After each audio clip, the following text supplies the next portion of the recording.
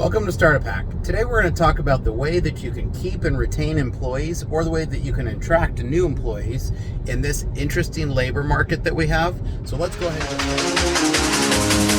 Welcome to Startup Hack. My name is Spencer Tomlinson. I am the CEO and co-founder of CleanRouter, as well as many other products. Here are some lessons that I've learned building a successful business while challenging startup norms. My challenge is to push you to rethink startup success. Welcome to Startup Hack. Okay, so the labor market right now is really unique. We are seeing a time where resignations are at an all-time high, and yet employment is at employment numbers, or unemployment numbers, are at an all-time low, meaning employment's at an all-time high. So we're seeing some of the highest employee ratios we've ever seen, and also seeing it in every category. So in minorities, in women, in almost every category, we're seeing one of the highest set of employments that we've ever seen. And so competition right now for employees is fierce. And so we're going to talk a little bit about some ways that you can use to differentiate yourself in hiring and retaining some employees.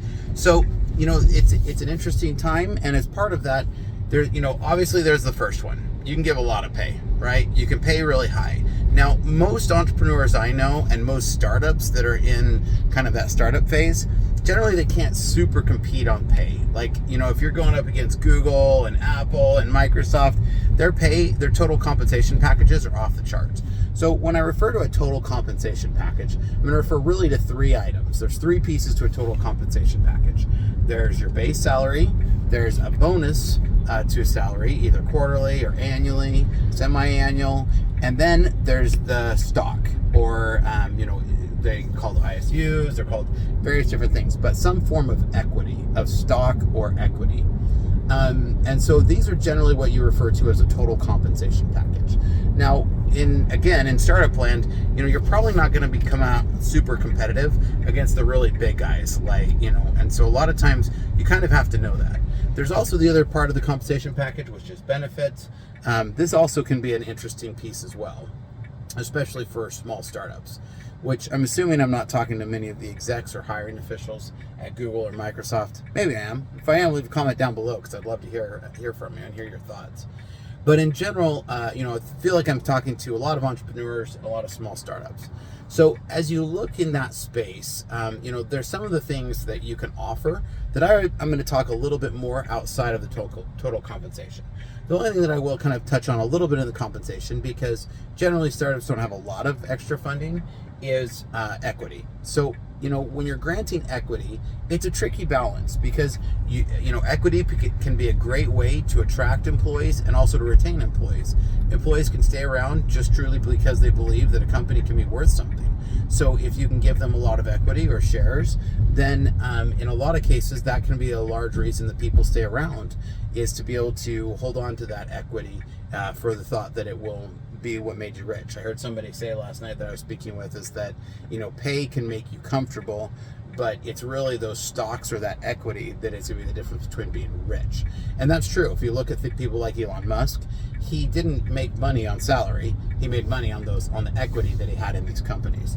And so this is pretty generally an accepted rule that equity is where you're going to make really large money when a company goes to a unicorn type status. So that's an important part to understand, and as you're working to retain employees, equity is definitely something to not understate.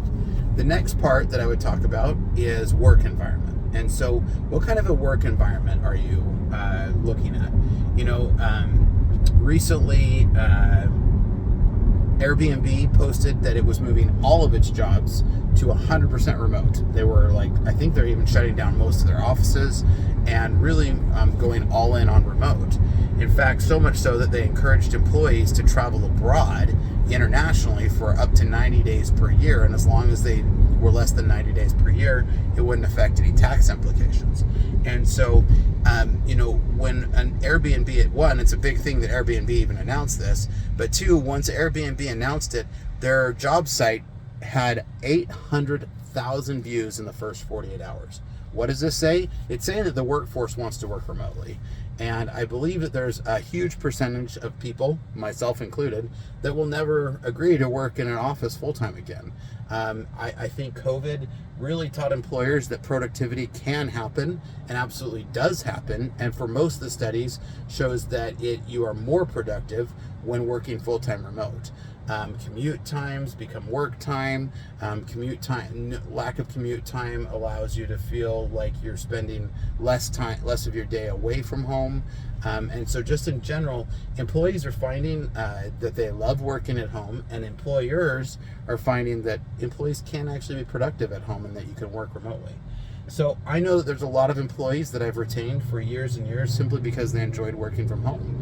We started Clean Router in 2009, and from the very get-go, we established we would never have an office. And in 2009, saying that we were starting a purely remote company was a lot more unique. There wasn't a lot of them back then. And we got a lot of people who looked at us, well, surely you gotta have an office just to get your mail or something. And it all became really funny. And so we've, Clean Router has operated remotely for now over 13 years, going into 14th year, and we've never looked back. It's been fantastic. I've now worked for multiple companies that are full remote, and it's also a huge benefit. And so I think allowing people to work remotely is a huge way that you can attract employees. So the next part that I will say is, interesting projects. And so, especially as you're talking about development, there's a lot of people who are willing to dive into a company simply because they like the development stack that they're working on, or they might feel like it's a good opportunity that they can grow a department. And so, especially where I'm talking again to startup and entrepreneurial people, I would say to really, lean into people who want to have ownership and grow in a space. That can be a huge benefit to some people. There's some people it might turn off. There's some people who literally just want to be a guy in the, a cog in the wheel. But there's some people who want to actually help define what the cogs are and what the wheel looks like. And for those people, a startup is an opportunity to really help define their job. So whether it's a technology stack, or whether it's building a department and hiring people, whether it's owning a process, whether it's client base, a lot of people really enjoy taking that ownership. So that's the third area that I would really say to focus on. And so the three areas are first, in the total compensation package, where I feel that a startup can really benefit is in the equity space or stock. The second is a work environment. And so particularly the opportunity to work from home. This is another area where you can really, I believe, really shine in a way that doesn't cost you a lot. In fact, it can cost you less.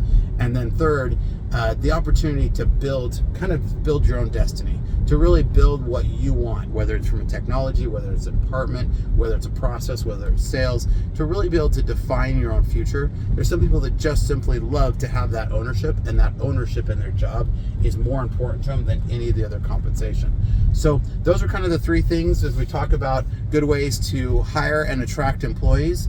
Make sure you get your Clean Router and Clean Phone, especially the Clean Phone, to keep your kids safe on the go.